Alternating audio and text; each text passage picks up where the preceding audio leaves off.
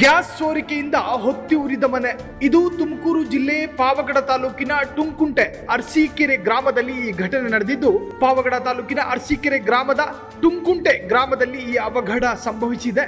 ಮನೆಯಲ್ಲಿದ್ದಂತಹ ವಸ್ತುಗಳು ಸಂಪೂರ್ಣವಾಗಿ ಭಸ್ಮವಾಗಿದ್ದು 2 ಲಕ್ಷಕ್ಕಿಂತಲೂ ಅಧಿಕ ನಷ್ಟವಾಗಿದೆ ಎಂದು ಹೇಳಲಾಗ್ತಿದೆ. ಗ್ರಾಮದ ಶಿವಲಿಂಗ ಎಂಬುವವರ ಹೆಂಚಿನ ಮನೆಯಲ್ಲಿ ಈ ಅವಘಡ ಸಂಭವಿಸಿದ್ದು, ಗ್ಯಾಸ್ ಸಿಲಿಂಡರ್ ಸ್ಫೋಟದಿಂದ ಹೆಂಚಿನ ಮನೆ ಸಂಪೂರ್ಣವಾಗಿ ಭಸ್ಮವಾಗಿದೆ. ಸ್ಥಳಕ್ಕೆ ಆಗಮಿಸಿದ ಅಗ್ನಿಶಾಮಕ ದಳ ಬೆಂಕಿ ನಂದಿಸುವಂತಹ ಕಾರ್ಯದಲ್ಲಿ ತೊಡಗಿದೆ.